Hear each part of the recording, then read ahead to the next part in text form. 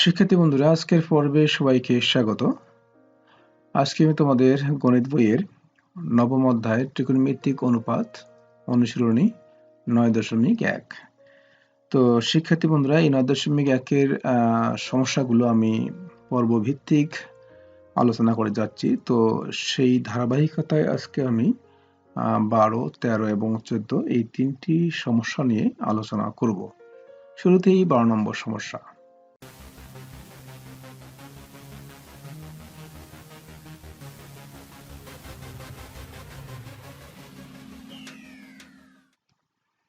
তো এখানে দেখতে পাচ্ছি যে cosec a divided by cosec a minus 1 plus cosec a divided by cosec a plus 1 equal to 2 sec square a। তো এটা আমাদের প্রমাণ করতে হবে। তো বাম পক্ষ লিখলাম। লেখার পরে আমাদের এই সমস্যাটি কি করলে বা কোন সূত্র প্রয়োগ করলে আমরা সহজেই এই সমস্যাটির সমাধান করতে পারবো সেটি আমাদের প্রথমেই চিন্তা করতে হবে। তো এই সমস্যাটি আমরা লসাগু করব। তো কারণ হচ্ছে যে কোনো সূত্র এখানে পড়ছে না বা কোনো সূত্র এখানে প্রয়োগ করা যাচ্ছে না। সেক্ষেত্রে আমরা আসলে এই সমস্যাগুলো দেখলেই বুঝতে পারবো যে আসলে কি করতে হবে। করতে করতে হয়ে যাবে। তো সেক্ষেত্রে আমরা তাহলে কি করব, একটা লসাগু করব। তো লসাগু কি হবে, এখানে লসাগু দেখতে পাচ্ছি যে হর যেটা আছে এখানে আছে cosec a minus 1 এবং এখানে আছে cosec a plus 1। তাহলে লসাগু যেহেতু দুইটা ভিন্ন, তাহলে লসাগু কি হবে, দুইটি হবে, cosec a minus 1 এবং cosec a plus 1।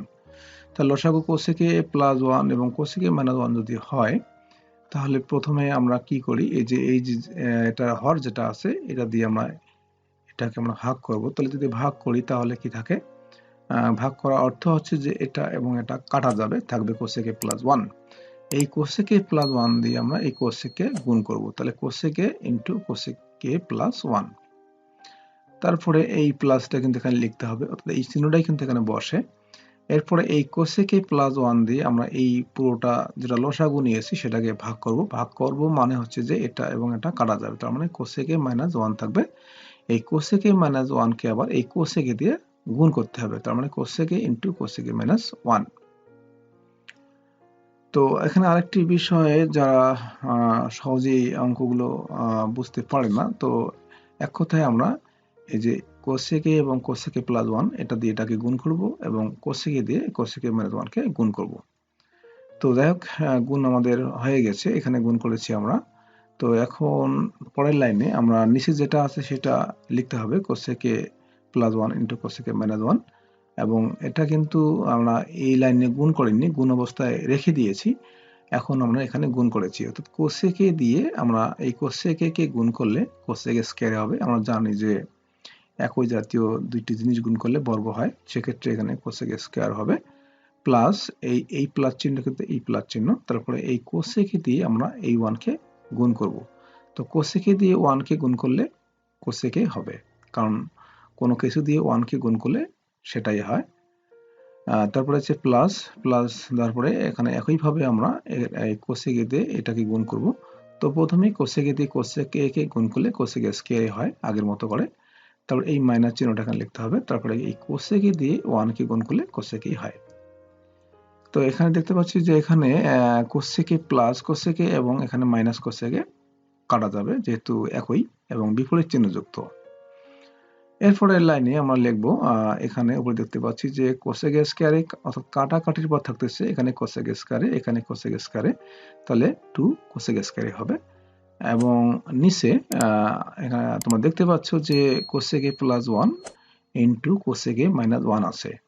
সেক্ষেত্রে আমরা যদি এখানে একটাকে a ধরি আর একটাকে b ধরি, সেক্ষেত্রে এখানে একটা বীজগাণিতিক সূত্র বসে, অর্থাৎ a plus b into a minus b equal to a square minus b square.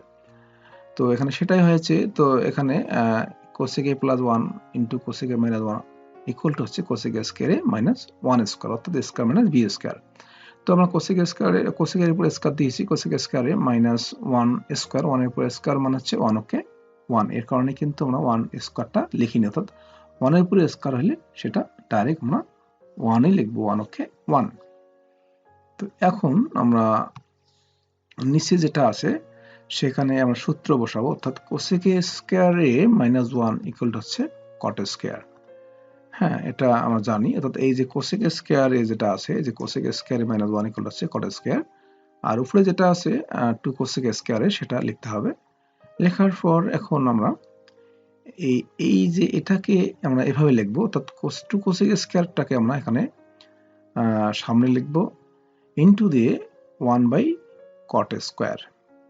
কেননা আমরা যদি 2 কোসেক স্কয়ার দিয়ে 1 কে গুণ করি, 2 কোসেক স্কয়ারই হয়, অর্থাৎ উপরে যেটা আছে সেটা আমরা এখানে লিখবো, সামনে লিখবো, এবং এর পরিবর্তে এখানে আমরা 1 লিখবো, তাহলে কিন্তু এর কোনো পরিবর্তন হবে না। অর্থাৎ এটাকে আমরা এভাবে লিখতে পারি, 2 cosec square A into 1 by cot square A. আর 2 কোসেক স্কয়ার এ দিয়ে যদি আমরা 1 কে গুণ করি তাহলে 2 কোসেক স্কয়ারই হয়, সে কারণে এটা এভাবে লেখা যাবে। তো এবার আমরা কি করব, যে 2 কোসেক স্কয়ারে অর্থাৎ 2 থাকলো, কোসেক স্কয়ারের পরিবর্তে আমরা 1 বাই সাইন স্কয়ার লিখতে পারি। তারপরে into 1 by cot square equal to হচ্ছে ট্যান স্কয়ারে, কারণ আমরা জানি যে ট্যান এ এবং কট এ পরস্পরের বিপরীত, সেক্ষেত্রে 1 বাই কট স্কয়ারের পরিবর্তে আমরা এখানে ট্যান স্কয়ার লিখবো। এরপরে আমরা এটা লিখবো, ঠিকই লিখবো, অর্থাৎ 2 ইন্টু 1 বাই সাইন স্কয়ারে এটা লিখবো। লেখার পরে ইনটু দিয়ে শুধুমাত্র আমরা এই যে ট্যান স্কয়ার আছে এটা সূত্র বসাবো, অর্থাৎ sine square A divide by cos square A. তো এখন আমরা এই সাইন স্কয়ার এ এবং এই সাইন স্কয়ার এ আমরা কেটে দিতে পারি, কারণ একই, উপরে নিচে কাটা যাবে। কেটে দিলাম, দেওয়ার পরে এখন যেটা থাকবে, এখানে 2 থাকবে, 2 ইনটু উপরে a1 নিচে আসছে কস স্কয়ার এ। এরপরে লাইনে আমরা লিখবো 2 a2 এবং 1 by cos square a equal to হচ্ছে সেক স্কয়ার এ, কারণ আমরা জানি কস এবং সেক পরস্পরের বিপরীত, সেক্ষেত্রে 1 by cos square a equal to sec square হবে। অর্থাৎ এখানে 2 সেক স্কয়ার এ লিখবো। লেখার পরে এখানে দেখতে পাচ্ছি যে ডান পক্ষ কিন্তু আছে 2 সেক স্কয়ার এ, কাজেই আমরা এখানে ডান পক্ষ লিখতে পারি, কারণ বাম পক্ষ এবং ডান পক্ষ মিলে গিয়েছে। অতএব বাম পক্ষ সমান ডান পক্ষ প্রমাণিত।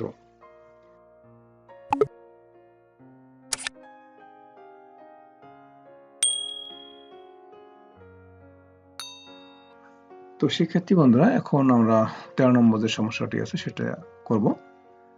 একইভাবে এখানে আমরা বাম পক্ষ লিখেই শুরু করব। তো বাম পক্ষ লিখলাম, লেখার পরে এখন একইভাবে এখানেও কিন্তু এটা লসাগু ছাড়া অন্য কোনো কাজ করতে হবে না, অর্থাৎ এখানে লসাগু করতে হবে। লসাগু কি হবে, তো যেহেতু এখানে ভিন্ন, দুইটাই ভিন্ন, সেক্ষেত্রে লসাগু দুইটাই হবে, অর্থাৎ 1 প্লাস সাইন এ ইন্টু 1 মাইনাস সাইন এ হবে। তো সেক্ষেত্রে এখানে যেহেতু 1 প্লাস সাইন এ আছে, সেক্ষেত্রে 1 প্লাস সাইন এ দিয়ে যদি আমরা এটাকে ভাগ করি তাহলে কিন্তু থাকে কি 1 মাইনাস সাইন এ। তো এই 1 মাইনাস সাইন এ দিয়ে 1 কে গুণ করলে 1 মাইনাস সাইন এ হয়। তারপরে এই প্লাস, তারপরে এই যে 1 মাইনাস সাইন এ দিয়ে যদি আমরা এটাকে ভাগ করি তাহলে 1 মাইনাস সাইন এ এবং এই 1 মাইনাস সাইন এ কাটা যায়, থাকে 1 প্লাস সাইন এ। এই 1 প্লাস সাইন এ দিয়ে যদি আমরা 1 কে গুণ করি তাহলে 1 প্লাস সাইন এ হয়। তো এখন আমরা দেখতে পাচ্ছি যে মাইনাস সাইন এ এবং এখানে প্লাস সাইন এ কেটে দিতে পারি। কেটে দেওয়ার পর থাকবে এখানে 1 প্লাস 1 মানে 2, 1 যোগ হবে, এবং নিচে কিন্তু এখানে একটা সূত্র বলবে, সেটা হচ্ছে পূর্বের অঙ্কে আমরা এই বীজগণিতের সূত্রটি বসিয়েছি, অর্থাৎ a square minus b square সূত্র, a plus b into a minus b. এখানে আছে 1টাকে যদি আমরা a ধরি, সাইন এটাকে যদি b ধরি, তাহলে a plus b into a minus b, তার মানে স্কয়ার মাইনাস বি স্কয়ার। তো 1 এর উপরে স্কয়ার দিলে হবে কি, 1 কে 1ই আমরা 1 লিখবো শুধুমাত্র, 1 মাইনাস সাইন স্কয়ার এ। তো এখন আবারও আমরা এখানে সূত্র নিচে বসাবো, তো নিচে উপরে 2 থাকবে, উপরে 2 লিখবো, লেখার পরে নিচে হচ্ছে 1 minus sine square a equal to হচ্ছে কস স্কয়ার এ। এটা সূত্র আমরা জানি। এরপরে এটাকে আমরা এভাবে লিখতে পারি, তো 2টাকে আমরা সামনে লিখে এখানে 2 এর জায়গায় আমরা এখানে 1 লিখবো, কারণ 2 দিয়ে আবারও আমরা যদি 1 কে গুণ করি তাহলে কিন্তু উপরে 2 আসে, তা 2 বাই কস স্কয়ার এ হয়।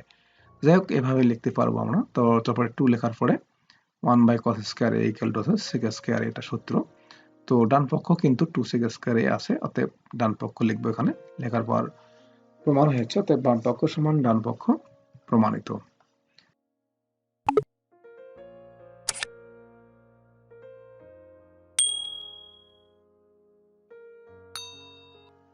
তো তো এটি হচ্ছে 14 নম্বর সমস্যা। তো প্রথমে আমরা কি লিখবো, যে বাম পক্ষ লেখার পর এই যেটা বাম পক্ষ আছে সেটা এখানে লিখবো। তো বাম পক্ষ হচ্ছে 1 divide by cosec a minus 1 minus 1 divide by cosec a plus 1। তো এখানে আমরা দেখতে পাচ্ছি যে এখানে কোনো সূত্র বসবে না, সেক্ষেত্রে এখানে আমরা লসাগু করব, লসাগু করলে হয়ে যাবে। তো লসাগু কি হবে, তো এখানে হর আছে cosec a minus 1 এবং এখানে হর আছে cosec a প্লাস 1। তা সেক্ষেত্রে ভিন্ন হওয়ার কারণে লসাগু কিন্তু দুইটাই হবে, অর্থাৎ cosec a minus 1 into cosec a plus 1। তো লসাগু আমরা এখানে লিখবো নিচে cosec a plus 1 into cosec a minus 1। তো এখন আমরা এই যে এটা দিয়ে এটাকে ভাগ করব, ভাগ করলে কি হচ্ছে, এই cosec a minus 1 এবং এই cosec a minus 1 কাটা যাবে, কাটা গেলে থাকবে cosec a প্লাস 1। এই cosec a প্লাস 1 কি করব, এই cosec a প্লাস 1 দিয়ে 1 কে গুণ করব। তো ওই 1 দিয়ে আর কি এই cosec a প্লাস 1 কে গুণ করব, গুণ করলে হচ্ছে cosec a প্লাস 1, অর্থাৎ 1 দিয়ে কোনো কিছুকে গুণ করলে সেটাই হয়। সেক্ষেত্রে এখানে cosec a প্লাস 1 হবে। তারপরে মাইনাস, এই মাইনাস এখানে লিখবো, লেখার পরে এখানে এই cosec a প্লাস 1 দিয়ে আমরা এটাকে ভাগ করব। তাহলে ভাগ করলে cosec a প্লাস 1 এবং এই cosec a প্লাস 1 কাটা যাবে, থাকবে cosec a মাইনাস 1। এই cosec a মাইনাস 1 কে আমরা এই 1 দিয়ে গুণ করব, গুণ করলে হচ্ছে cosec a মাইনাস 1 হবে। কিন্তু এখানে মাইনাস থাকার কারণে এই cosec a মাইনাস 1 অর্থাৎ এই মাইনাসটা এখানে প্লাস হয়ে যাবে। তো কারণ হচ্ছে মাইনাসে মাইনাসে এটা প্লাস হয়েছে। এরপরে আমরা এই প্লাস cosec a এবং মাইনাস cosec a কেটে দিব, কারণ একই জাতীয় জিনিস বিপরীত চিহ্ন যুক্ত হওয়ার কারণে সেটা কাটা যাবে। তো নিচে কি হবে, উপরে হবে 2 1 1 2, নিচে হবে cosec a plus 1 into cosec a minus 1। এটা মূলত সূত্র আমরা প্রয়োগ করেছি, বীজগণিতিক সূত্র a plus b into a minus b square minus b square. তো a plus b into a minus b equal to square minus b square লিখতে পারি। তো এটাকে যদি আমরা a ধরি, এটাকে b ধরি, তাহলে a plus b into a minus b যে স্কয়ার মাইনাস b স্কয়ার। তো b স্কয়ার বলতে 1 এর উপর স্কয়ার, তো 1 এর উপর স্কয়ার দিলে 1 কে 1 হয়, সেক্ষেত্রে আমরা এখানে 1 লিখেছি।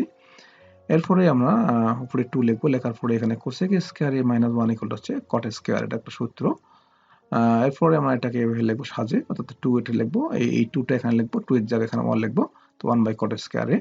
এরপরে লিখবো 2 tan স্কয়ার a, কারণ 1 by cot square a equal to tan square a, কারণ cot এবং tan পরস্পরের বিপরীত। তো আমার ডান পক্ষ 2 tan স্কয়ার আছে, এখানেও 2 tan স্কয়ার আমরা পেয়েছি, তো এখানে ডান পক্ষ লিখবো। তার মানে আমরা মিলাতে পেরেছি, অর্থাৎ মিলে গিয়েছে বাম পক্ষ এবং ডান পক্ষ। তার মানে লিখবো এখানে বাম পক্ষ সমান ডান পক্ষ প্রমাণিত। তো শিক্ষার্থী বন্ধুরা, এই হচ্ছে আজকে এই 3টি সমস্যার সমাধান। আশা করি তোমরা বুঝতে পেরেছো। তো আমি তোমরা জানো যে আমার এখানে তোমাদের এই অধ্যায়ে যে সমস্যাগুলো আছে আমি ধারাবাহিকভাবে পর্ব ভিত্তিক আলোচনা করে যাচ্ছি। এরপরে আমি বাকি যে সমস্যাগুলো আছে সেই সমস্যাগুলো নিয়ে ভিডিও নিয়ে আসবো। তো আজকে এই পর্যন্তই। সবাইকে ধন্যবাদ। সকলের জন্য আমি শুভকামনা করছি।